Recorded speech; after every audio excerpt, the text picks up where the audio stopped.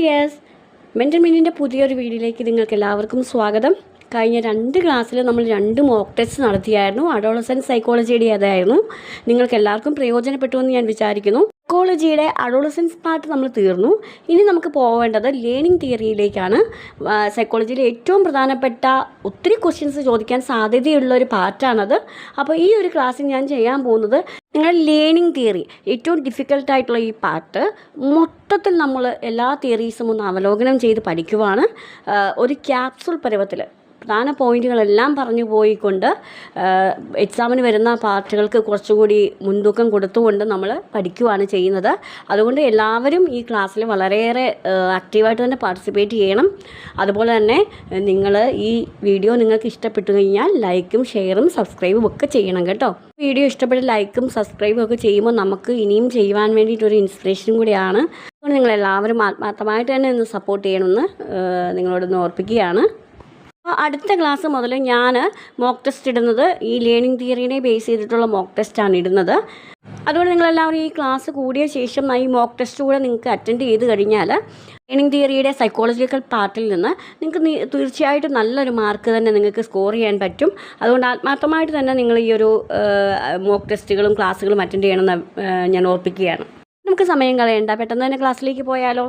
നമ്മൾ ഏറ്റവും മനസ്സിലാക്കേണ്ട ആദ്യത്തെ ഒരു കാര്യമെന്ന് പറയുന്നത് വാട്ട് ഈസ് ലേണിംഗ് എന്നാണ്. എന്താണ് ലേണിംഗ് എന്ന് പറഞ്ഞാൽ പരിശീലനത്തിലൂടെയും അനുഭവങ്ങളിലൂടെയും ഒക്കെ നമ്മുടെ ബിഹേവിയറിൽ ഉണ്ടാകുന്ന, നമ്മുടെ സ്വഭാവത്തിൽ ഉണ്ടാകുന്ന പെർമനൻ്റ് ആയിട്ടുള്ള ചേഞ്ചിനെയാണ് എന്തെന്ന് പറയുന്നത്, ലേണിംഗ് എന്ന് പറയുന്നത്. ലേണിങ്ങിനോട് ബന്ധപ്പെട്ട് വരുന്ന 2 കാര്യങ്ങളാണ് ഗ്രോത്ത് ആൻഡ് മച്ചുറൈസേഷൻ. അപ്പോൾ learning is not equal to growth and maturisation. അപ്പം ലേണിംഗ് എന്ന് പറയുന്നത് ഗ്രോത്തും മച്ചുറൈസേഷനും അല്ല, പക്ഷേ ഇത് തമ്മിൽ ബന്ധപ്പെട്ട് കിടക്കുന്നതാണ്. പലപ്പോഴും സ്റ്റേറ്റ്മെൻറ്റ് രീതിയിലുള്ള ക്വസ്റ്റ്യൻസ് നമ്മളെ കൺഫ്യൂഷൻ അടുപ്പിക്കുന്ന രീതിയിൽ ഇതുമായിട്ട് ബന്ധപ്പെട്ട് വരാനും നമുക്ക് തെറ്റായിട്ടുള്ള ആൻസേഴ്സ് നമ്മൾ രേഖപ്പെടുത്താനും ഒക്കെ ചാൻസ് ഉണ്ട്. അപ്പോൾ അതുകൊണ്ടാണ് ഞാൻ അതുകൂടി ഒന്ന് ക്ലിയർ ചെയ്ത് തരുന്നത് കേട്ടോ. ഗ്രോത്ത് എന്ന് പറയുന്നത് സ്വാഭാവികമായിട്ടുണ്ടാകുന്ന മാറ്റമാണ്.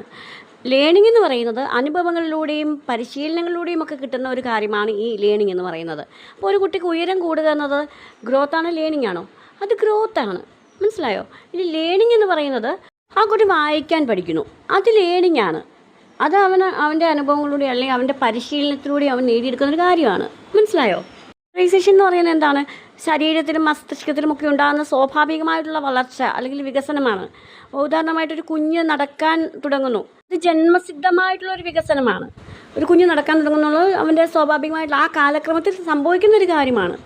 എന്നാൽ ലേണിംഗ് എന്ന് പറയുന്നത് ഒരു കുട്ടി സൈക്കിൾ ഓടിക്കാൻ പഠിക്കുന്നു, അത് അവൻ പരിശീലനത്തിലൂടെ നേടിയെടുക്കുന്നതാണ്. മച്ചുറൈസേഷൻ അല്ലെങ്കിൽ പക്വത എന്ന് പറയുന്നത് ലേണിങ്ങിന് ആവശ്യമായിട്ടുള്ളൊരു ഘടകം തന്നെയാണ്. അപ്പോൾ ശരീരവും മസ്തിഷ്കവും അതിനനുസരിച്ച് വികസിക്കാതെ നമുക്ക് ലേണിംഗ് സാധ്യമല്ല.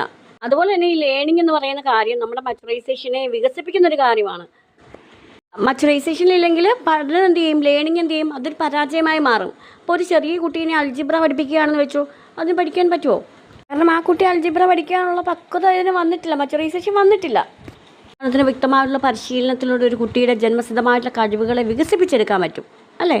അപ്പോൾ ഈ ഒരു ലേണിംഗ് എന്ന് പറയുന്നത് മച്ചുറൈസേഷനുമായിട്ട് ബന്ധപ്പെട്ട് കിടക്കുന്ന കാര്യമാണ്. പക്ഷേ ലേണിംഗ് എന്ന് പറയുന്നത് മച്ചുറൈസേഷൻ അല്ല കേട്ടോ. അതായത് ഞാൻ ഒന്നുകൂടി വ്യക്തമാക്കി തരാം. ഒരു കുട്ടിയുടെ ജന്മസിദ്ധമായ കഴിവെന്ന് പറയുമ്പോൾ എന്താണ്? അത് മച്ചുറൈസേഷൻ്റെ ഭാഗമായിട്ട് വരുന്നതാണ്. ആ കഴിവുകളെ ലേണിങ്ങിലൂടെ നമുക്ക് വേണമെങ്കിൽ വികസിപ്പിച്ചെടുക്കാം എന്നാണ് ഉദ്ദേശിച്ചത്. വ്യക്തമാക്കി തരുന്ന ഒരു ക്വസ്റ്റ്യൻ ഞാൻ ഇവിടെ കൊടുത്തിട്ടുണ്ട്. Learning is a change due to a growth, B experience. അങ്ങനെ ഓപ്ഷൻസ് തരാൻ സാധ്യതയുണ്ട്. അപ്പോൾ ഇതിലേതാ കറക്റ്റ് ഉത്തരം? എക്സ്പീരിയൻസ് അല്ലേ?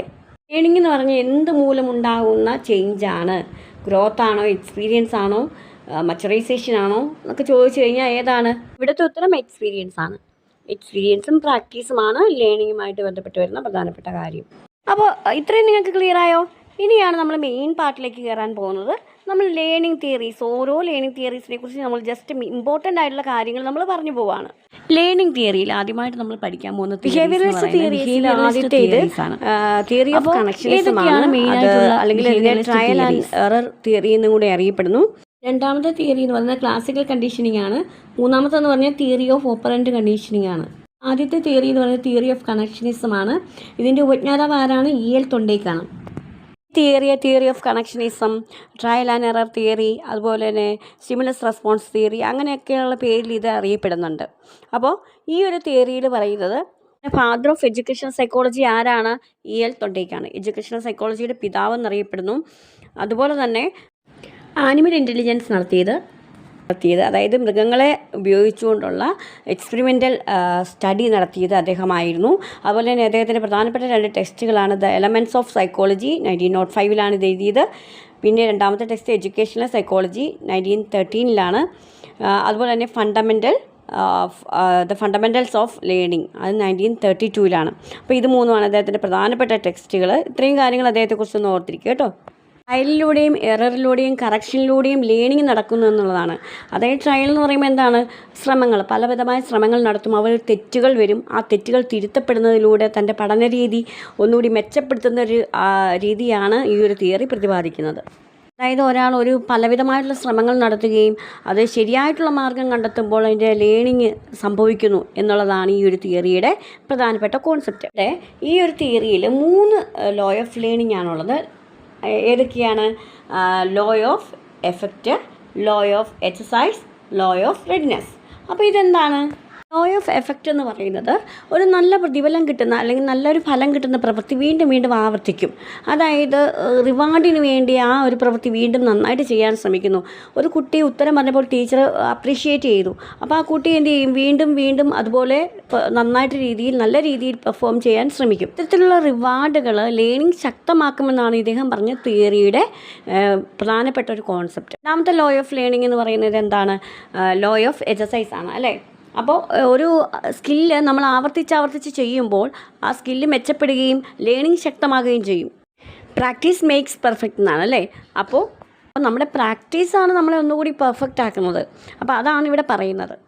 ലോ ഓഫ് റെഡിനെസ്, അതായത് നമുക്ക് ലേണിംഗ് എഫക്റ്റീവ് ആണെങ്കിൽ പഠിക്കാൻ തയ്യാറായിട്ടുള്ള ഒരു മനസ്ഥിതി വേണം, അല്ലേ? കുട്ടിക്ക് പഠിക്കാൻ ഇൻട്രസ്റ്റ് ഇല്ലെങ്കിൽ എന്ത് ചെയ്യും? ലേണിംഗ് കുറയും, അല്ലേ? ലേണിങ്ങിൻ്റെ വേഗത കുറയും. ആ കുട്ടി പഠിക്കാൻ തയ്യാറാകണമെങ്കിലോ ഈ ലേണിങ്ങിൻ്റെ വേഗത കൂടും, അല്ലേ? നമ്മളായിട്ട് പറഞ്ഞു കഴിഞ്ഞാൽ ഒരു കുട്ടി മാത്സിൻ്റെ പ്രോബ്ലം ആദ്യങ്ങൾ തെറ്റുകൾ സംഭവിക്കുന്നു, അത് റിപ്പീറ്റഡ്ലി അവൻ സോൾവ് ചെയ്യാൻ ശ്രമിക്കുന്നു, അവസാനം ശരിയിലേക്ക് എത്തുന്നു. അപ്പോൾ എന്ത് ചെയ്യണം? ആ ഇൻട്രസ്റ്റിനനുസരിച്ചിട്ടാണ് ലേണിങ് അവന് സാധ്യമാവുന്നത്. ഇവിടെ തൊണ്ടയ്ക്ക് പറഞ്ഞു വെക്കുന്ന ഒരു കാര്യം എന്ന് പറയുന്നത് ലേണിംഗ് ബൈ ഡൂയിങ് എന്നാണ്. അതായത് നമ്മൾ കുറേ ശ്രമങ്ങൾ ചെയ്യുന്നതിൻ്റെ ഫലമായിട്ട് നമ്മൾ എന്ത് ചെയ്യുന്നു? പഠനം സാധ്യമാകുന്നു എന്നാണ് അദ്ദേഹം പറയുന്നത്. ഈ ലോ ഓഫ് ലേണിംഗ് വ്യക്തമായിട്ട് നിങ്ങൾ ഓർത്ത് വെക്കണം. ഏതൊക്കെയാണ്? Law of effect, law of exercise, law of readiness. അപ്പോൾ അതെന്താണെന്ന് വ്യക്തമായിട്ട് മനസ്സിലാക്കണം. ചിലപ്പോൾ PYQ പോയിൻ്റ് ആയിട്ട് ഇങ്ങനെ ആയിരിക്കും വരുന്നത്. ലോ ഓഫ് എഫക്റ്റ് എന്ന് പറയുന്നത് എന്താണ്? ഇങ്ങനെ സ്റ്റേറ്റ്മെൻറ്റ് തന്നു കഴിഞ്ഞാൽ റിവാർഡ് സ്ട്രെങ്തൻ ലേണിംഗ്, ആ ഒരു കാര്യം പെട്ടെന്ന് നിങ്ങൾക്ക് കണക്ട് ചെയ്യാൻ പറ്റണം. അതുപോലെ തന്നെ ലോ ഓഫ് ലേണിംഗ് വേണമെങ്കിൽ നമുക്ക് ഇങ്ങനെ ചോദിക്കാം. Law of effect belongs to, law of exercise belongs to ആരാണ്? തൊണ്ടേക്ക്. ഓക്കെ, അപ്പോൾ അങ്ങനെ ആ രീതിയിൽ വേണം ക്വസ്റ്റ്യൻസ് നിങ്ങൾ പ്രിപ്പയർ ചെയ്യാൻ. ബിഹേവിയറലിസ്റ്റ് തിയറി എന്ന് പറയുന്ന ക്ലാസിക്കൽ കണ്ടീഷനിങ് ആണ്. അപ്പോൾ അതിൻ്റെ ഉപജ്ഞാതാവ് എന്ന് പറയുന്നത് ഇവാൻ പൗലവാണ്. അപ്പോൾ ഇദ്ദേഹത്തെ അറിയപ്പെടുന്ന ഫാദർ ഓഫ് ക്ലാസിക്കൽ കണ്ടീഷനിങ് എന്നാണ് അറിയപ്പെടുന്നത്. ജോൺ ബി വാട്സൺ എന്ന സൈക്കോളജിസ്റ്റിൻ്റെ ബിഹേവിയറലിസം എന്നുള്ള ഐഡിയയ്ക്ക് ഫൗണ്ടേഷനായത്, അടിത്തറയായത് ഈ പൗലവിൻ്റെ വർക്കുകളാണ്.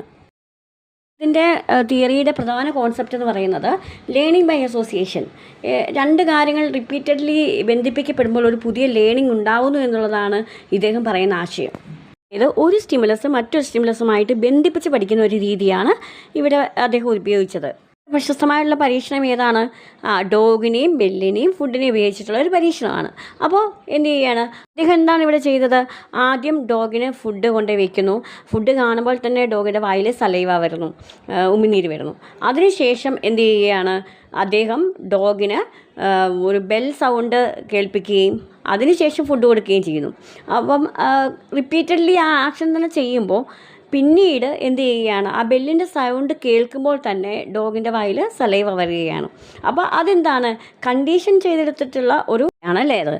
അപ്പോൾ ആദ്യം ഡോഗിന് ഫുഡ് കാണുമ്പോൾ തന്നെ സലൈവ വരിക എന്ന് പറഞ്ഞാൽ അത് സ്വാഭാവികമായിട്ടുള്ളൊരു പ്രതികരണമാണ്. ഇവിടെ സ്റ്റിമുലസ് എന്ന് പറയുന്ന കാര്യം എന്താണ്? ഉത്തേജകം ഉണ്ടാക്കുന്ന ഒരു കാര്യം എന്ന് പറയുന്നത് എന്താണ്? ഫുഡാണ്, അല്ലേ? എന്നാൽ ഈ സ്റ്റിമുലസിന് വരുന്ന പ്രതികരണമാണ് എന്ത്? റെസ്പോൺസ്. അപ്പോൾ ഇവിടെ വരുന്ന റെസ്പോൺസ് എന്താണ്? സലൈവയാണ്. കണ്ടീഷൻ ചെയ്തെടുക്കപ്പെടുകയാണ് അവിടെ ചെയ്യുന്നത്. അപ്പോൾ ഒരു ക്ലാസ് റൂം എക്സാമ്പിൾ എന്ന് പറഞ്ഞാൽ ഒരു ടീച്ചർ എപ്പോഴും ചിരിച്ച മുഖത്തോടുകൂടെ ക്ലാസ് എടുക്കുമ്പോൾ കുട്ടികൾക്ക് എന്ത് ചെയ്യും? വളരെ സേഫ് ആണെന്ന് ഫീൽ ചെയ്യും, അല്ലേ? അപ്പോൾ അവർക്ക് എന്ത് ചെയ്യും? ആ സബ്ജക്റ്റിനോടൊരു ഇഷ്ടം തോന്നും. അപ്പോൾ അങ്ങനെയാണ് ആ ഒരു എന്ത് ചെയ്യാണ്? സ്റ്റുഡൻസിൻ്റെ ഒരു ബിഹേവിയർ മോൾഡ് ചെയ്തെടുക്കപ്പെടുകയാണ്. ടീച്ചറിൻ്റെ സ്മൈലിംഗ് എന്നുള്ളത് കുട്ടികളിൽ ഒരു പോസിറ്റീവ് ഫീലിംഗ് ഉണ്ടാക്കുകയും അത് ലേണിങ്ങിലേക്ക് നയിക്കുകയും ചെയ്യുന്നു എന്നാണ് അദ്ദേഹത്തിൻ്റെ ഒരു കണ്ടെത്തൽ. ഇനി അതിൻ്റെ കുറച്ച് PYQ പോയിൻറ്റ്സ് കൂടെ ഞാൻ പറഞ്ഞു തരാം. എക്സ്പെരിമെൻ്റ് ആരുടെയാണെന്ന് ചോദിച്ചാൽ പൗലവിൻ്റെയാണ്. ലേണിംഗ് ബൈ അസോസിയേഷൻ ആരുടെ കോൺസെപ്റ്റാണ്? പൗലവിൻ്റെ കോൺസെപ്റ്റാണ്. അതുപോലെ തന്നെ ക്ലാസിക്കൽ കണ്ടീഷനിങ് എന്നുള്ള ആശയത്തിൻ്റെ ഉപജ്ഞാതാവ് ഇവാൻ പൗലവാണ്. അത് കറക്റ്റായിട്ട് നിങ്ങൾ ഓർത്തിരിക്കണം കേട്ടോ. അടുത്ത ബിഹേവിയറിസ്റ്റ് തിയറിയാണ് ഒപ്പറൻ്റ് കണ്ടീഷനിങ്. അപ്പോൾ അതിൻ്റെ ഉപജ്ഞാതാവ് ആരാണ്? BF സ്കിന്നറാണ്. അമേരിക്കൻ സൈക്കോളജിസ്റ്റ് ആയിരുന്നു. അതുപോലെ തന്നെ ഫൗണ്ടർ ഓഫ് ക്യുമുലേറ്റീവ് റെക്കോർഡ്സ് ആരായിരുന്നു? BF സ്കിന്നറാണ്. പ്രധാനപ്പെട്ട ടെസ്റ്റുകൾ എന്ന് പറയുന്നത് ദ വെർബൽ ബിഹേവിയർ, രണ്ടാമത്തത് ദ ബിഹേവിയർ ഓഫ് ഓർഗാനിസം, അടുത്തത് the science of human behaviour എന്നൊക്കെയുള്ളതാണ് അദ്ദേഹത്തിൻ്റെ പ്രധാനപ്പെട്ട ടെക്സ്റ്റുകൾ. ഇതൊക്കെ ഇങ്ങനെ ടെക്സ്റ്റുകളും അതിൻ്റെ ഓതേഴ്സിൻ്റെ പേരും ഒക്കെ ഇങ്ങനെ ചോദിക്കാറുണ്ട്. നമ്മൾ ഓൾറെഡി ലേണിംഗ് തിയറീസ് ഒക്കെ പഠിച്ചിട്ടുള്ളതായിരിക്കുമല്ലോ അല്ലേ. അപ്പോൾ ഞാൻ ഇമ്പോർട്ടൻ്റ് ആയിട്ടുള്ള പോയിൻറ്റ്സ് മാത്രമേ പറഞ്ഞു പോകുന്നുള്ളൂ കേട്ടോ. അപ്പോൾ നിങ്ങൾ ഇതിൻ്റെ ഡീറ്റെയിൽ ആയിട്ടുള്ള കാര്യങ്ങൾ നിങ്ങൾ വ്യക്തമായിട്ട് വായിച്ച് പഠിച്ച് വേണം പോകാൻ. പക്ഷേ ഇമ്പോർട്ടൻ്റ് ആയിട്ടുള്ള കാര്യങ്ങൾ നിങ്ങൾ ഓർത്തിരുന്ന് കഴിഞ്ഞാൽ തീർച്ചയായിട്ടും നിങ്ങൾക്ക് ഇത് എക്സാമിന് പ്രയോജനപ്പെടുമെന്ന് എനിക്ക് ഉറപ്പുണ്ട്. BF സ്കിന്നറിൻ്റെ ഒപ്പറൻ്റ് കണ്ടീഷനിങ് എന്ന ഈ ആശയം വഴി അദ്ദേഹം പറയുന്നത് നടക്കുന്നത് 2 കാര്യങ്ങൾ വഴിയാണ്. ഏതൊക്കെയാണ്? റീഇൻഫോഴ്സ്മെൻറ്റും പണിഷ്മെൻറ്റും. ഒരു പ്രവൃത്തി ചെയ്തതിന് ശേഷം കിട്ടുന്ന ഫലം ആ ഒരു ബിഹേവിയർ ആവർത്തിക്കുമോ ഇല്ലയോ എന്ന് തീരുമാനിക്കും. ഫോർ എക്സാമ്പിൾ, റിവാർഡ് കിട്ടിയാൽ ആ ബിഹേവിയർ കൂടും, പണിഷ്മെൻറ്റ് കിട്ടിയാൽ ആ ബിഹേവിയർ കുറയും. നല്ല പ്രവൃത്തിക്ക് നൽകുന്ന റിവാർഡ് എന്ന് പറഞ്ഞാൽ ആ ബിഹേവിയറിനെ ഒന്നുകൂടി എന്ത് ചെയ്യുക? പ്രോത്സാഹിപ്പിക്കുകയാണ്, അതിനെ റീഇൻഫോഴ്സ് ചെയ്യുകയാണ്. അപ്പോൾ ഒരു കുട്ടി നല്ല മാർക്ക് മേടിച്ചു കഴിഞ്ഞാൽ ടീച്ചർ അവനെ പ്രൈസ് ചെയ്യുന്നത് അത് ഒന്നുകൂടി എന്ത് ചെയ്യുകയാണ്? അത് വീണ്ടും റിപ്പീറ്റ് ചെയ്യാൻ അവനൊരു റീഇൻഫോഴ്സ്മെൻറ്റ് കൊടുക്കുകയാണ്. അതുപോലെ തന്നെ ഒരു ഹോംവർക്ക് കംപ്ലീറ്റ് ചെയ്യുമ്പോൾ കുട്ടിക്കൊരു സ്റ്റാർ കൊടുക്കുന്നു. അപ്പോൾ വീണ്ടും എന്ത് ചെയ്യുകയാണ്? അവന് ആ ഒരു ബിഹേവിയർ, ഹോംവർക്ക് കംപ്ലീറ്റ് ചെയ്യുക, തെറ്റുകൂടാതെ കംപ്ലീറ്റ് ചെയ്യുക എന്നുള്ള ആ ഒരു ബിഹേവിയറിനെ റീഇൻഫോഴ്സ്മെൻറ്റ് ചെയ്യുന്ന ഒരു ആക്ടിവിറ്റിയാണ്. അപ്പോൾ ഇവിടെ നെഗറ്റീവ് റീഇൻഫോഴ്സ്മെൻറ്റ് എന്ന് പറയുന്നത് അതൊരു പണിഷ്മെൻ്റ് അല്ല. അതായത് അവർക്കുണ്ടാകുന്ന ഒരു ഡിസ്കംഫോർട്ടായിട്ടുള്ള ഒരു കാര്യം നീക്കം ചെയ്യുക എന്നുള്ളതാണ്. അതായത് ഒരു ഹോംവർക്ക് ചെയ്യാതെ പോയാൽ ശിക്ഷ കിട്ടുമെന്നുള്ളത് കൊണ്ട് ആ പണിഷ്മെൻറ്റ് ഒഴിവാക്കുവാൻ വേണ്ടിയിട്ട് അവരെന്ത് ചെയ്യുകയാണ്? പണിഷ്മെൻ്റ് എന്നുള്ള ഡിസ്കംഫോർട്ടായിട്ടുള്ള ആ ഒരു കാര്യത്തെ റിമൂവ് ചെയ്യുകയാണ്. മനസ്സിലായോ? ഇനി പണിഷ്മെൻ്റ് എന്ന് പറയുന്നത് തെറ്റായിട്ടുള്ളൊരു ബിഹേവിയർ ഉണ്ടാകുമ്പോൾ അതിനെ കുറയ്ക്കുവാൻ വേണ്ടി, ഡിക്രീസ് ചെയ്യാൻ വേണ്ടിയിട്ട് ഉപയോഗിക്കുന്നതാണ്. അതായത് ക്ലാസ്സിൽ എല്ലാവരും സംസാരിക്കുമ്പോൾ ടീച്ചർ അവരെ എഴുന്നേൽപ്പിച്ച് നിർത്തുക എന്നുള്ളത് അതൊരു പണിഷ്മെൻ്റാണ്. അപ്പോൾ ഇവിടുത്തെ പ്രധാനപ്പെട്ട PYQ പോയിൻറ്റ്സ് കൂടി ഞാനൊന്ന് പറയാം. റീഇൻഫോഴ്സ്മെൻറ്റ് തിയറി ചോദിച്ചാൽ ആരുടെയാണത്? സ്കിന്നറിൻ്റെയാണ്. ടീച്ചിങ് മെഷീൻ എന്നുള്ള ആശയത്തിൻ്റെ ഉപജ്ഞാതാവ് ആരാണ്? സ്കിന്നറാണ്. പ്രോഗ്രാംഡ് ലേണിംഗ് ആരുടെ ആശയമാണ്? സ്കിന്നറിൻ്റേതാണ്. പ്രധാനപ്പെട്ട ലേണിംഗ് തിയറി എന്ന് പറയുന്നത് കേർട്ട് ലെവിൻ്റെ ഫീൽഡ് തിയറിയാണ്. അപ്പോൾ അതിൻ്റെ ആശയം എന്താണെന്ന് ചോദിച്ചാൽ ഒരാളുടെ ലേണിംഗ് സംഭവിക്കുന്നത് അയാളുടെ ബ്രെയിനിൻ്റെ മാത്രം കഴിവ് കൊണ്ട് മാത്രമല്ല, മറിച്ച് സൈക്കോളജിക്കലായിട്ടുള്ള എൻവയോൺമെൻറ്റ്, അയാളുടെ എൻവയോൺമെൻറ്റിനെയും കൂടി ആശ്രയിച്ചാണ് ഇരിക്കുന്നതെന്നാണ് അദ്ദേഹത്തിൻ്റെ അഭിപ്രായം. അദ്ദേഹത്തിൻ്റെ ആശയം അനുസരിച്ച് ഒരു ബിഹേവിയർ എന്ന് പറയുന്നത് behaviour is equal to P+E ആണ്. അതായത് പേഴ്സൺ പ്ലസ് എൻവയോൺമെൻറ്റ്. അപ്പോൾ ഒരാളുടെ ബിഹേവിയർ എന്ന് പറയുന്നത് അയാളുടെ വ്യക്തിത്വവും അതുപോലെ തന്നെ എന്ത് ചെയ്യണം? അദ്ദേഹത്തിൻ്റെ ചുറ്റുപാട്. അപ്പോൾ ഒരു വ്യക്തിയുടെ ബിഹേവിയർ എന്ന് പറയുന്നത് അവൻ്റെ വ്യക്തിത്വവും അവൻ്റെ ചുറ്റുപാടും ചേർന്നതാണ് ഒരു വ്യക്തിയുടെ ബിഹേവിയർ എന്ന് പറയുന്നത്. അദ്ദേഹത്തിൻ്റെ ഏറ്റവും പ്രധാനപ്പെട്ട ഒരു കോൺസെപ്റ്റാണ് ലൈഫ് സ്പേസ് കോൺസെപ്റ്റ് എന്ന് പറയുന്നത്. അതായത് ഒരു വ്യക്തിയുടെ അവനെ സ്വാധീനിക്കുന്ന എല്ലാ ഘടകങ്ങളും ചേർന്നതാണ് ഈ ഒരു ലൈഫ് സ്പേസ് എന്ന് പറയുന്ന ഒരു കോൺസെപ്റ്റ്. അതായത് ഒരു കുട്ടിയുടെ തോട്ട്, ഇമോഷൻസ്, അവൻ്റെ കുടുംബം, സ്കൂള്, പിയർ ഗ്രൂപ്പ്സ്, അതായത് സുഹൃത്തുക്കൾ, അവൻ്റെ ജീവിത സാഹചര്യം, അങ്ങനെയുള്ള കാര്യങ്ങളെല്ലാം ഉൾപ്പെടുന്നതാണ് ഈ ഒരു ലൈഫ് സ്പേസ് എന്ന് പറയുന്നത്. എക്സാമ്പിൾ, ഒരു കുട്ടിക്ക് നന്നായിട്ട് പഠിച്ചുകൊണ്ടിരിക്കുന്ന കുട്ടിയാവട്ടെ, അവന് വീട്ടിലൊരു പ്രശ്നമുണ്ടായാൽ അത് എന്ത് ചെയ്യും? അവൻ്റെ ക്ലാസ്സിലെ ശ്രദ്ധ കുറയുന്നു, അവന് ആൻസൈറ്റി കൂടുന്നു, ലേണിംഗ് കുറയുന്നു. അപ്പോൾ എന്ത് ചെയ്യുകയാണ്? അവൻ്റെ പഠനത്തെ അത് വളരെ കാര്യമായിട്ട് തന്നെ ബാധിക്കുകയാണ് ചെയ്യുന്നത്. അപ്പോൾ ഹോം എൻവയോൺമെൻറ്റും സ്കൂൾ ലേണിങ്ങിനെ അഫക്റ്റ് ചെയ്യുമെന്നാണ് നമുക്കിവിടെ കാണാൻ കഴിയുന്നത്. ഇത് നന്നായിട്ട് മനസ്സിലായെന്ന് വിചാരിക്കുന്നു. നമുക്ക് പഠിക്കാനുള്ളത് കൊഗ്നിറ്റീവ് തിയറീസാണ്. അപ്പോൾ കൊഗ്നിറ്റീവ് തിയറീസിൽ ഒന്നാമത് നമ്മൾ പഠിക്കുന്നത് കൊഗ്നിറ്റീവ് ഡെവലപ്മെൻറ്റ് തിയറിയാണ്. അത് ജീൻ പിയാഷെയുടെയാണ്. രണ്ടാമത് ഡിസ്കവറി ലേണിംഗ് ആണ്. ഡിസ്കവറി ലേണിംഗ് തിയറി ആവിഷ്കരിച്ചത് ജെറോം എസ് ബ്രൂണറാണ്. മൂന്നാമത് സോഷ്യൽ കൺസ്ട്രക്റ്റിവിസം തിയറിയാണ്. അതിൻ്റെ ഉപജ്ഞാതാവ് വൈഗോട്സ്കിയാണ്. അടുത്തത് മീനിങ് ലേണിംഗ് ആണ്. ആ തിയറിയുടെ ഉപജ്ഞാതാവ് ആരാണ്? ഡേവിഡ് ഓസ്ബെല്ലാണ്. അഞ്ചാമത്തത് ഹയറാർക്കി ഓഫ് ലേണിംഗ് ആണ്. റോബർട്ട് ഗാഗ്നെയാണ് അതിൻ്റെ ഉപജ്ഞാതാവ്. അപ്പോൾ ഇത്രയും തിയറീസ്, 5 തിയറീസ് ഉണ്ട്. അത് കൊഗ്നിറ്റീവ് തിയറീസിൽ വരുന്നതാണ്. കോഗ്നിറ്റീവ് തിയറിയിൽ നമുക്ക് ആദ്യം പഠിക്കാനുള്ള തിയറി എന്ന് പറഞ്ഞാൽ കൊഗ്നിറ്റീവ് ഡെവലപ്മെൻറ്റ് തിയറിയാണ്. അത് ആരാണ് അതിൻ്റെ ആവിഷ്കർത്താവ്? ജീൻ പിയാഷെയാണ്. അദ്ദേഹത്തിൻ്റെ അഭിപ്രായത്തിൽ ഓരോ ഏജിനനുസരിച്ച് കുട്ടികളുടെ തിങ്കിങ് സ്റ്റൈല്, അവരുടെ ഡെവലപ്മെൻറ്റ്, അവരുടെ ലേണിംഗ് സ്റ്റൈല് എല്ലാം ഏജിനനുസരിച്ച് വ്യത്യാസം വരുമെന്നാണ് അദ്ദേഹം പറയുന്നത്. അതിനായിട്ട് അദ്ദേഹം ഓരോ സ്റ്റേജും, ഓരോ കുട്ടിയുടെ സ്റ്റേജിനെ 4ആയിട്ട് അദ്ദേഹം തിരിച്ചിട്ടുണ്ട്. ഏതൊക്കെയാണ്? Sensory motor stage, pre operational stage, concrete operational stage, പിന്നെ എന്താണ്? Formal operational stage. അപ്പോൾ ഇങ്ങനെ 4ആയിട്ട് തിരിച്ചിട്ടുണ്ട്. മോക്ക് ടെസ്റ്റിൻ്റെ ക്ലാസ്സിൽ ഞാൻ അത് ഒന്ന് ജസ്റ്റ് വിശദീകരിച്ച് പറഞ്ഞതാണ്. അപ്പോൾ സെൻസറി മോട്ടോർ സ്റ്റേജ് എന്ന് പറയുമ്പോൾ എത്ര വയസ്സാണ്? 0 to 2 years അല്ലേ? ഇനി അടുത്തത് പ്രീ ഓപ്പറേഷണൽ സ്റ്റേജ് എന്ന് പറയുമ്പോൾ 2 to 7 years ആണ്.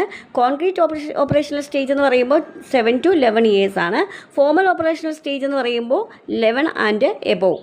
അപ്പോൾ 11 വയസ്സും അതിന് മുകളിലുള്ള കുട്ടികളുമാണ് ഫോർമൽ ഓപ്പറേഷണൽ സ്റ്റേജിൽ വരുന്നത്. അപ്പോൾ നമ്മൾ അഡോളസൻസ് പീരീഡിനെ കുറിച്ച് പറയുമ്പോൾ ഈ ഫോർമൽ ഓപ്പറേഷൻ സ്റ്റേജ് വളരെ ഇമ്പോർട്ടൻ്റ് ആണ്. അപ്പോൾ അതിൻ്റെ അകത്ത് എന്തായാലും ഒരു ക്വസ്റ്റ്യൻസ് മിക്കവാറും ചോദിക്കാറുണ്ട്. ഇത് ഈസി ആയിട്ടൊന്ന് റിമെമ്പർ ചെയ്യാൻ വേണ്ടിയിട്ടുള്ള ഒരു ട്രിക്ക് ഞാൻ പറഞ്ഞുതരാം. SPCF, അതായത് sensory, pre operational, concrete operational, formal operational. അങ്ങനെ SPCF എന്നുള്ള ഒരു ട്രിക്ക് നിങ്ങൾ ഉപയോഗിക്കുകയാണെങ്കിൽ നിങ്ങൾക്ക് കറക്റ്റായിട്ട് ആ ഓർഡർ അനുസരിച്ച് നിങ്ങൾക്ക് ഓർത്തിരിക്കാൻ പറ്റും. Okay. Example abstract maths, algebra ഒക്കെ പോലെയുള്ള മാത്സ് കാര്യങ്ങൾ സോൾവ് ചെയ്യാൻ ചെറിയ കുട്ടികൾക്ക് പറ്റുമോ? ഇല്ല. അപ്പോൾ ഓരോ സ്റ്റേജിനനുസരിച്ചിട്ടാണ് ആ കുഞ്ഞിന് മെൻ്റൽ ഡെവലപ്മെൻറ്റ് ഉണ്ടാകുന്നത്, ഇൻ്റലക്ച്വൽ ഡെവലപ്മെൻറ്റ് ഉണ്ടാകുന്നത്. അപ്പോൾ അതിനനുസരിച്ചിട്ടാണ് കുഞ്ഞ് കാര്യങ്ങൾ സോൾവ് ചെയ്യാൻ ശ്രമിക്കുന്നത്. ജീൻ പിയാഷെയെക്കുറിച്ച് നിങ്ങൾ ഓർത്തിരിക്കേണ്ട ചില പ്രത്യേകമായിട്ടുള്ള ചില പോയിൻറ്റ്സ് ഉണ്ട്. അത് സ്കീമ എന്നൊരാശയം മുന്നോട്ട് വെച്ച ആളാണ് ജീൻ പിയാഷെ. അതുപോലെ തന്നെ കുട്ടികളെ ലിറ്റിൽ സയൻറ്റിസ്റ്റ് എന്ന് വിശേഷിപ്പിച്ച ആളാണ്. അഡാപ്ഷൻ എന്ന ആശയം മുന്നോട്ട് വെച്ച ആളാണ് ജീൻ പിയാഷെ. ആ ഒരു കാര്യങ്ങൾ നിങ്ങൾ പ്രത്യേകമായിട്ട് ഓർത്തിരിക്കണം. അത് നമ്മൾ പ്രധാനപ്പെട്ട ഒരു പോയിൻ്റായിട്ട് ഓർത്തിരിക്കേണ്ടത് അഡോളസൻസ് സ്റ്റേജായിട്ട് കരുതപ്പെടുന്ന പീരീഡ് ഏതാണ്? ഫോർമൽ ഓപ്പറേഷണൽ പീരീഡാണ്. പിന്നെ കുട്ടികളിൽ ഈഗോസെൻട്രിസം തുടങ്ങുന്നത് ഏത് സമയത്താണ്? ഓരോ സ്റ്റേജിൻ്റെ പ്രത്യേകതയും നിങ്ങളൊന്ന് ജസ്റ്റ് നോട്ട് ചെയ്ത് വെച്ച് പഠിക്കണം കേട്ടോ. ഞാനൊരു കഴിഞ്ഞ ക്ലാസ്സിൽ എക്സ്പ്ലെയിൻ ചെയ്തുകൊണ്ടാണ് അതിലേക്ക് കൂടുതലായിട്ട് പോകാത്തത്. ലേണിംഗ് എന്നുള്ള ഒരു ആശയം മുന്നോട്ട് വെച്ച ആളാരാണ്? Jerome S ബ്രൂണറാണ്. അപ്പോൾ അദ്ദേഹം മുന്നോട്ട് വെച്ച പ്രധാനപ്പെട്ട ഒരു കോൺസെപ്റ്റ് എന്ന് പറയുന്നത് സ്റ്റുഡൻസ് എന്ത് ചെയ്യുകയാണ്? തങ്ങളുടെ തന്നെ കഴിവുകൾ ഉപയോഗിച്ചുകൊണ്ട് കാര്യങ്ങൾ പഠിക്കുക എന്നുള്ളതാണ്. കുട്ടികളുടെ വളർച്ചാ കാലഘട്ടത്തെ 3ആയിട്ട് തിരിച്ചിട്ടുണ്ട്: എനാക്റ്റീവ്, ഐക്കോണിക്, സിംബോളിക്. അപ്പോൾ ഈ ഓരോ കാലഘട്ടത്തിലും ഓരോ കുട്ടിയിൽ ഡെവലപ്പ് ചെയ്തു വരുന്ന കഴിവിനനുസരിച്ച് അവൻ എന്ത് ചെയ്യുകയാണ്? തൻ്റേതായിട്ടുള്ള രീതിയിൽ സ്വയം കണ്ടെത്തി പഠിക്കുന്നതിനെയാണ് ഡിസ്കവറി ലേണിംഗ് എന്ന് പറയുന്നത്. ഈ സ്റ്റേജിൽ കുട്ടി ആക്ടിവിറ്റിയിലൂടെയും എക്സ്പെരിമെൻറ്റിലൂടെയാണ് പഠിക്കുന്നതെങ്കിൽ ഐക്കോണിക് സ്റ്റേജിൽ ചാർട്ടുകൾ, ഡയഗ്രാം തുടങ്ങിയിട്ടുള്ള വിഷ്വലായിട്ടുള്ള രീതിയിലാണ് കാര്യങ്ങൾ മനസ്സിലാക്കുന്നത്, ഇമേജ് വഴിയാണ്. ഇനി സിംബോളിക് സ്റ്റേജ് ആണെങ്കിലോ ലാംഗ്വേജ് വഴിയാണ്. സിംബോളിക് തോട്ട്സുകളൊക്കെ ഡെവലപ്പ് ചെയ്ത് വരുന്ന കാലഘട്ടമാണ്. അപ്പം ഈ ഓരോ കാലഘട്ടത്തിലും എന്ത് ചെയ്യണം? കുട്ടിക്ക് അതിനനുസരിച്ച് സ്വയം കണ്ടെത്തി പഠിക്കുവാനുള്ള ഒരു ടെൻഡൻസിയാണ് ഉണ്ടാവുക. ആക്റ്റീവ് സ്റ്റേജിലൊരു കുട്ടി തീയിൽ കൈ തൊട്ടാൽ പൊള്ളുമെന്ന് മനസ്സിലാക്കുന്ന അവൻ ആക്ഷനിലൂടെയാണ്. മനസ്സിലായില്ലേ?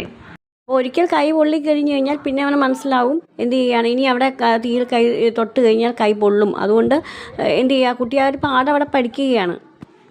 ഇവിടെ നിങ്ങൾ ഓർത്തിരിക്കേണ്ട പോയിന്റ് ഏതാണ്?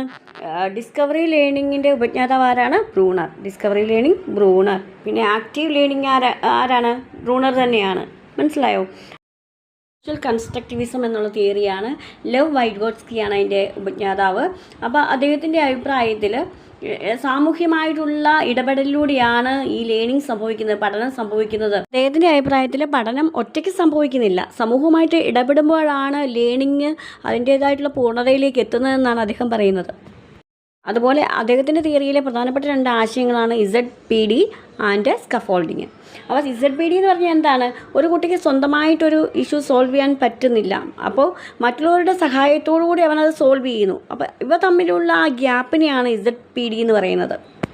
ഫോർ എക്സാമ്പിൾ, ഒരു ഡിഫിക്കൽട്ടായിട്ടുള്ളൊരു മാത്സിൻ്റെ ഒരു പ്രോബ്ലം ആ കുട്ടിക്ക് സോൾവ് ചെയ്യാൻ പറ്റുന്നില്ല, പക്ഷേ ടീച്ചറിൻ്റെ സഹായത്തോടു കൂടി അത് സോൾവ് ചെയ്യുന്നു. ആ ഒരു 2 രീതിയിലുള്ള സ്വന്തമായിട്ട് ചെയ്യാൻ കഴിയാത്തതും എന്നാൽ ടീച്ചറിൻ്റെ സഹായത്തോടെ ചെയ്തതും ആയിട്ടുള്ള ആ ഒരു ലെവലിൻ്റെ ഗ്യാപ്പാണ് എന്തെന്ന് പറയുന്നത്? ZPD എന്ന് പറയുന്നത്. സ്കഫോൾഡിംഗ് എന്ന് പറഞ്ഞാൽ ടീച്ചർമാരോ അല്ലെങ്കിൽ പിയർ ഗ്രൂപ്പ്സോ ഒക്കെ നൽകുന്ന ടെമ്പററി ആയിട്ടുള്ള സപ്പോർട്ടാണ്. മനസ്സിലായോ? ഒന്ന് ലേണിംഗ് സംഭവിച്ചു കഴിഞ്ഞാൽ ആ സപ്പോർട്ട് റിമൂവ് ചെയ്യപ്പെടുന്നു. ഇപ്പോൾ ഹിൻറ്റുകൾ വഴിയായിട്ടോ സ്റ്റെപ്പ് ബൈ സ്റ്റെപ്പായിട്ടുള്ള കാര്യങ്ങൾ വഴിയായിട്ടോ ഒക്കെ നൽകുന്ന ഹെൽപ്പുകളാണ് ഈ ഒരു സ്കഫോൾഡിംഗ് എന്ന് ഉദ്ദേശിക്കുന്നത്. അടുത്ത 2 PYQ പോയിന്റ്സ് എന്ന് പറയുന്നത് ZPD എന്നുള്ള ആശയത്തിൻ്റെ ഉപജ്ഞാതാവ് ആരാണ്? വൈഗോട്സ്കിയാണ്. ലേണിംഗ് ഈസ് സോഷ്യൽ എന്ന് പറഞ്ഞിട്ടുള്ള ആശയത്തിൻ്റെ ഉപജ്ഞാതാവ് ആരാണ്? വൈഗോട്സ്കിയാണ്. അപ്പോൾ ഇത് രണ്ടും നിങ്ങൾ ഓർത്തിരിക്കുക. അടുത്ത തിയറി എന്ന് പറയുന്നത് മീനിങ് ഫുൾ ലേണിംഗ് ആണ്. അപ്പോൾ അതിൻ്റെ ആവിഷ്കർത്താവ് എന്ന് പറയുന്നത് ഡേവിഡ് ഓസ്ബെല്ലാണ്. അതിൻ്റെ പ്രധാനപ്പെട്ട ഒരു കോൺസെപ്റ്റ് എന്ന് പറഞ്ഞാൽ learning is meaningful when connected to prior knowledge. അതായത് നേരത്തെ ഉള്ള ഒരു നോളജിലേക്ക് പുതിയൊരു നോളജ് ആഡ് ചെയ്യുമ്പോൾ കുട്ടിക്ക് കുറച്ചും കൂടെ ലേണിംഗ് മീനിങ് ഫുൾ ആവും. കുട്ടി ചെറുപ്പത്തിൽ തന്നെ ബേഡിൻ്റെ പിക്ചർ കണ്ടിട്ട് അത് ബേഡാണെന്ന് മനസ്സിലാക്കുന്നു. എന്നാൽ കുറച്ചും കൂടി കഴിയുമ്പോൾ പച്ച നിറമുള്ള ബേഡിനെയാണ് തത്ത എന്ന് പറയുന്നത്. അപ്പോൾ ബേഡ് എന്നുള്ള കോൺസെപ്റ്റിനോട് ആ കളറും അല്ലെങ്കിൽ അതിൻ്റെ ഒരു ഫീച്ചേഴ്സും ചേർത്ത് വെച്ച് പഠിക്കുമ്പോൾ അവർ ആ പഴയ നോളജിനോട് പുതിയൊരു കാര്യം കൂടി അവൻ ആഡ് ചെയ്ത് പഠിക്കുമ്പോഴത്തേക്കും പച്ച നിറമുള്ള മനുഷ്യരെ പോലെ സംസാരിക്കാൻ കഴിവുള്ള ഒരു പക്ഷിയാണ് തത്ത എന്ന് മനസ്സിലാക്കുമ്പോൾ ആ ബേഡിനോട് കുറച്ച് കാര്യങ്ങൾ അവൻ ആഡ് ചെയ്ത് പഠിക്കുമ്പോൾ അവൻ്റെ ആ ഒരു മെമ്മറി കുറച്ചും കൂടി എന്ത് ചെയ്യുകയാണ്? മീനിങ് ആവുകയാണ്. അവൻ്റെ ലേണിംഗ് മീനിങ് ആവുകയാണ്. പഠിക്കുന്ന മറ്റൊരു കോൺസെപ്റ്റ് എന്ന് പറയുന്നത് അഡ്വാൻസ് ഓർഗനൈസറാണ്. അപ്പോൾ ഒരു ലേണിംഗ് നടത്തുന്നതിന് മുമ്പ് നൽകുന്ന ഒരു ഇൻട്രൊഡക്ടറി ഫ്രെയിംവർക്കാണ് അഡ്വാൻസ് ഓർഗനൈസർ എന്ന് പറയുന്നത്. മനസ്സിലായി? ഇപ്പോൾ ഒരു ടീച്ചർ ലെസൺ തുടങ്ങുന്നതിന് മുമ്പ് തന്നെ ആ ലെസണെക്കുറിച്ചൊരു ഓവർവ്യൂ പറയുന്നു, മെയിൻ ഐഡിയ പറയുന്നു, കീവേഡ്സ് എക്സ്പ്ലെയിൻ ചെയ്യുന്നു. അപ്പോൾ അങ്ങനെയുള്ള കാര്യങ്ങൾ നൽകുമ്പോൾ കുട്ടിക്ക് കൂടുതലായിട്ട് ആ ഒരു ലേണിംഗ് ഈസി ആവുകയാണ്. നിങ്ങൾ ഓർത്തിരിക്കേണ്ട പ്രധാനപ്പെട്ട ഒരു പോയിന്റ് എന്ന് പറയുന്നത് PYQ പോയിന്റ് എന്ന് പറയുന്നത് അഡ്വാൻസ് ഓർഗനൈസർ എന്നുള്ള ആശയത്തിൻ്റെ ഉപജ്ഞാതാവ് ആരാണ്? ഡേവിഡ് ഓസ്ബെല്ലാണ്. അടുത്തത് ഹൈറാർക്കി ഓഫ് ലേണിംഗ് ആണ്. ഇതിൻ്റെ ഉപജ്ഞാതാവ് ആരാണ്? Robert Gagne. അപ്പോൾ അദ്ദേഹത്തിൻ്റെ കോൺസെപ്റ്റ് എന്താണ്? ലേണിംഗ് എന്ന് പറയുന്നത് സംഭവിക്കുന്നത് ലെവലുകളായിട്ടാണ്. 4 ലെവലുകളാണ് അദ്ദേഹം പ്രതിപാദിക്കുന്നത്. ഒന്ന് verbal information, intellectual skills, motor skills, attitude. അപ്പോൾ ഇത് ഓർത്തിരിക്കാൻ വേണ്ടിയിട്ട് നല്ല ഈസി ആയിട്ടൊരു ട്രിക്കുണ്ട്. വീമ ലേണിംഗ് എന്ന് നിങ്ങൾ ഓർത്തിരുന്നാൽ മതി. V for verbal, I for intellectual, M for motor skill, A for attitude. അപ്പോൾ ആ ഒരു രീതിയിൽ നിങ്ങൾ ഓർത്തിരിക്കുക. അപ്പോൾ ജസ്റ്റാൾട്ട് തിയറിയിൽ പറഞ്ഞിരിക്കുന്നത് ലേണിംഗ് ബൈ ഇൻസൈറ്റ് എന്നാണ്. ലേണിംഗ് എന്ന് പറഞ്ഞാൽ പെട്ടെന്നുള്ള മനസ്സിലാക്കലാണെന്നാണ് ഇവിടെ പറയുന്നത്. അതായത് ട്രയൽ ആൻഡ് എറർ അല്ല. അതായത് ഒരു മാത്സ് പ്രോബ്ലം ചെയ്തുകൊണ്ടിരിക്കുമ്പോൾ പെട്ടെന്ന് ഐഡിയാസ് വരിക, ഇന്നതുപോലെ ചെയ്യുക, അപ്പോൾ കറക്റ്റായിട്ടുള്ള സൊല്യൂഷൻ പെട്ടെന്ന് കണ്ടുപിടിക്കുക. എക്സ്പീരിയൻസ് എന്നോട് പറയുന്നുണ്ട്. പെട്ടെന്ന് നമ്മൾ മനസ്സിലാക്കത്തില്ലേ, ആ ഒരു രീതിയിലുള്ള, അതായത് നമ്മൾ പസിൽസൊക്കെ സോൾവ് ചെയ്യുക. അപ്പോൾ ഇൻസ്റ്റൻ്റായിട്ട് തോന്നുന്ന ഒരു ഐഡിയ അപ്പോൾ ഉപയോഗിക്കുക. അതാണ് ഇവിടെ ഉദ്ദേശിക്കുന്നത്. ഇനി ലാസ്റ്റ് ഞാൻ ഇത് കൺസ്ട്രക്റ്റീവ് അപ്രോച്ചസിൻ്റെ സവിശേഷതകളോട് പറഞ്ഞ് ഞാനിവിടെ നിർത്തുവാണ്. അതായത് കൺസ്ട്രക്റ്റീവ് അപ്രോച്ചസിൻ്റെ പ്രധാനപ്പെട്ട പോയിൻ്റ് എന്താണ്? Learners construct knowledge themselves. അതായത് ലേണേഴ്സ് അവരുടെ തന്നെ നോളജ് കൺസ്ട്രക്ട് ചെയ്യുന്നൊരു രീതിയാണ്. പ്രധാനപ്പെട്ട ഫീച്ചേഴ്സ് എന്ന് പറഞ്ഞാൽ സ്റ്റുഡൻറ്റ് സെൻറ്റേർഡ് ആയിരിക്കും. അതുപോലെ തന്നെ ലേണിംഗ് ആക്റ്റീവ് ആയിരിക്കും. പ്രയർ നോളജ് വളരെ ഇമ്പോർട്ടൻ്റ് ആയിരിക്കും. അതായത് നേരത്തെ ഉള്ള നോളജ് ഉണ്ടല്ലോ, അത് വളരെ ഇമ്പോർട്ടൻ്റ് ആയിരിക്കും. പിന്നെ ഒരു ഫെസിലിറ്റേറ്ററിൻ്റെ റോളായിരിക്കും ഉണ്ടാവുക. കൺസ്ട്രക്റ്റിവിസ്റ്റ് തിയറിയിൽ ക്ലാസ് റൂം ഇംപ്ലിക്കേഷൻസ് എന്ന് പറയുന്നത് ഗ്രൂപ്പ് ഡിസ്കഷൻ, പ്രോജക്ട്സ്, അതുപോലെ തന്നെ എൻക്വയറി മെത്തേഡ്, അങ്ങനെയുള്ള കാര്യങ്ങളായിരിക്കും. അപ്പോൾ ഇവയെല്ലാം തന്നെ സ്റ്റുഡൻറ്റ് സെൻറ്റേർഡാണ്. കുട്ടികൾ തന്നെ അവരുടെ ബുദ്ധിപരമായിട്ടുള്ള രീതി അല്ലെങ്കിൽ തിങ്കിങ് ഉപയോഗിച്ചുകൊണ്ട്, ലോജിക്കൽ തിങ്കിങ് ഉപയോഗിച്ചുകൊണ്ട് സൊല്യൂഷൻ കണ്ടെത്തുക എന്നുള്ളതാണ് ഇവിടെ ഇമ്പോർട്ടൻ്റ് ആയിട്ടുള്ളൊരു കാര്യം. വീഡിയോ കൺക്ലൂഡ് ചെയ്യുന്നതിന് മുമ്പ് ഒരു കാര്യം കൂടെ പറയുകയാണ്. നിങ്ങൾ ഈ ചാനൽ സബ്സ്ക്രൈബ് ചെയ്തിട്ടില്ല എങ്കിൽ നിങ്ങൾ സബ്സ്ക്രൈബ് ചെയ്യണം. അപ്പോൾ അടുത്ത 1-2 ക്ലാസ്സുകളിൽ നമ്മൾ ഈ ലേണിംഗ് തിയറിയുടെ തന്നെ മോക്ക് ടെസ്റ്റുകളാണ് നമ്മൾ ചെയ്യാൻ പോകുന്നത്. ആരും അത് മിസ്സാക്കരുത്. അപ്പോൾ എല്ലാവർക്കും all the best. Thank you.